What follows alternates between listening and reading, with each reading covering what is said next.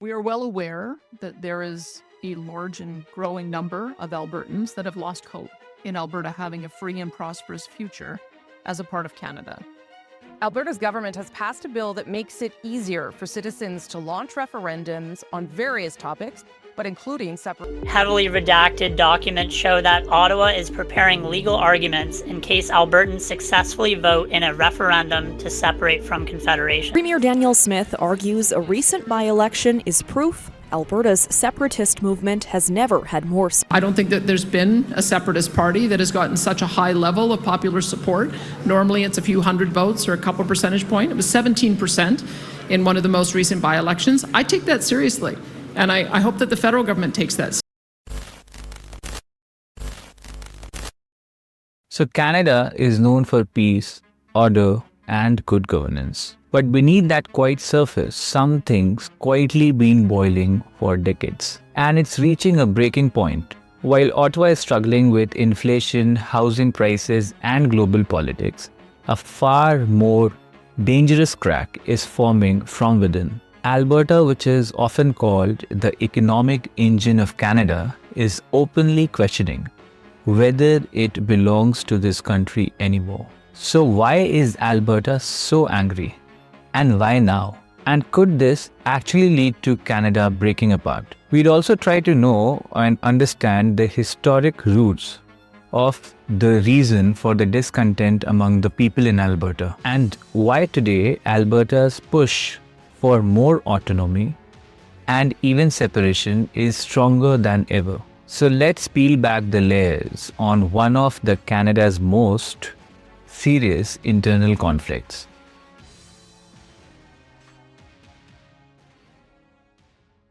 To understand what's actually happening in Alberta today, we need to rewind the clock back to the very birth of Canada. Canada was officially formed in 1867 through a confederation when Ontario, Quebec, Nova Scotia, and New Brunswick came together to create what was then called the Dominion of Canada. But Alberta didn't join at that point of time. In fact, it wasn't until September 1st, 1905 that Alberta and Saskatchewan were officially declared as provinces in Canada. Now, Alberta's frustration with Ottawa is not something new, or it is not driven by a flashy politician stirring things up.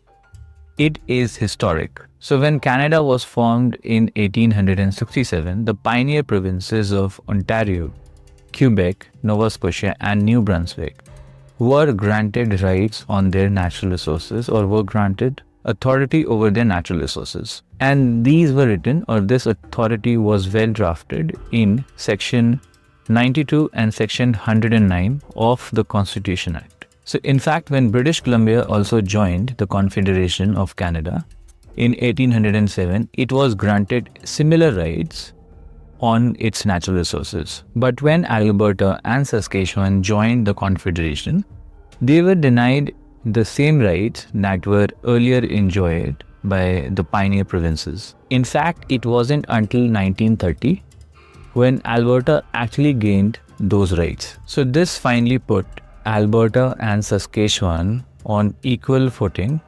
25 years after joining Canada, and enabled them to benefit from regulating resource developments and earning revenue from royalties and mineral leases. You might think that that would have solved things, but things were not fine, and in 1970s and 80s, things got worse. So under Pierre Trudeau, the National Energy Program was introduced, which augmented the unrest among the Albertans. My colleagues in the government and I have come reluctantly to believe that the price of oil in Canada must go up towards the world price. Now, to be fair, the National Energy Program, or the NEP, did not seem to be a villainous plan to rob Albertans. It was actually framed as a strategy to strengthen the Canada's oil and gas sector in the wake of the 1970s oil crisis. The program had three main goals. First was to encourage Canadian ownership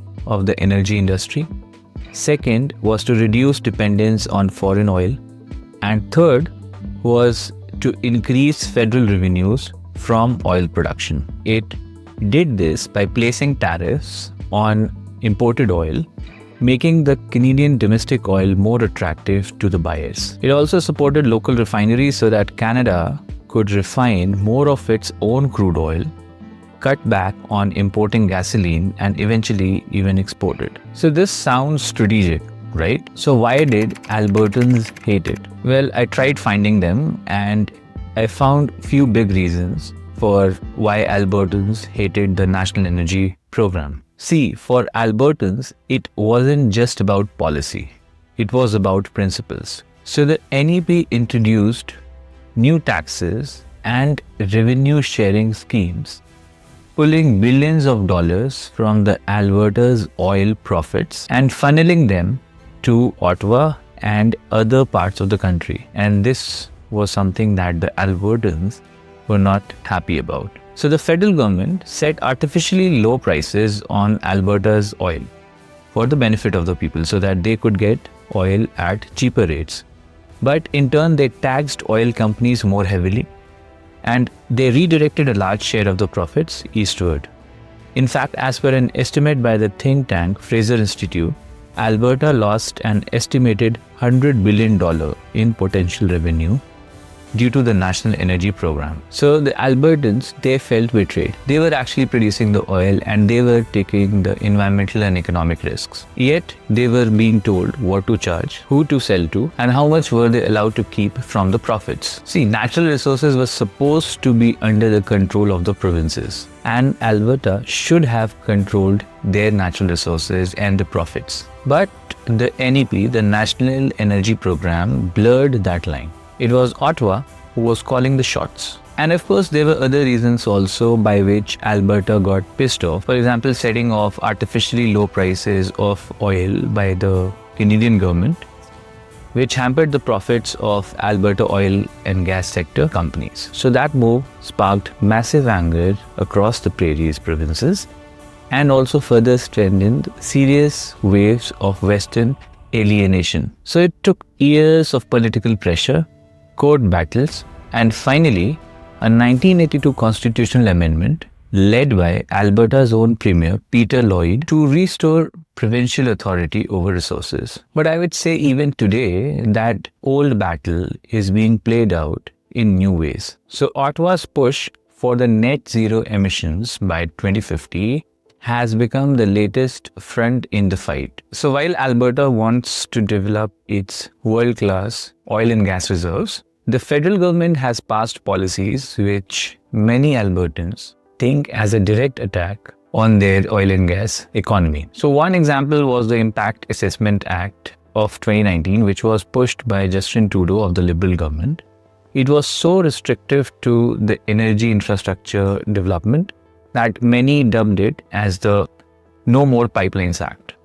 So the result of this policy was that the pipelines project stalled, oil exports were restricted, and billions in potential investment were lost. So if you see it from the Alberta's point of view, then Ottawa or the Canadian government, the federal government, is not just setting the climate policy, but it's actually crippling the future or the economy of Alberta.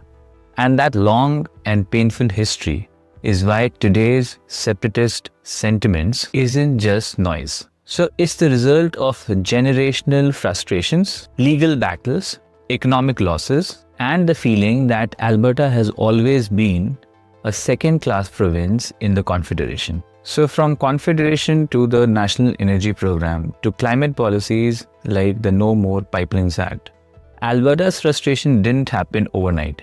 It's the result of over a century of feeling sidelined by Ottawa. And now, with the rise of rural discontent, new leadership in the federal government, and economic pressures mounting, the question is no more, why is Alberta angry?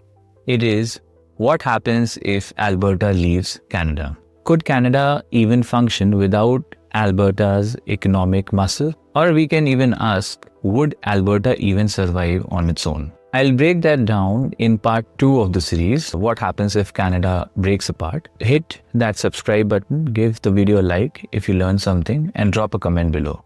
Most importantly, do you think that Alberta should leave, or is there still a way to fix this? Let me know. Thank you.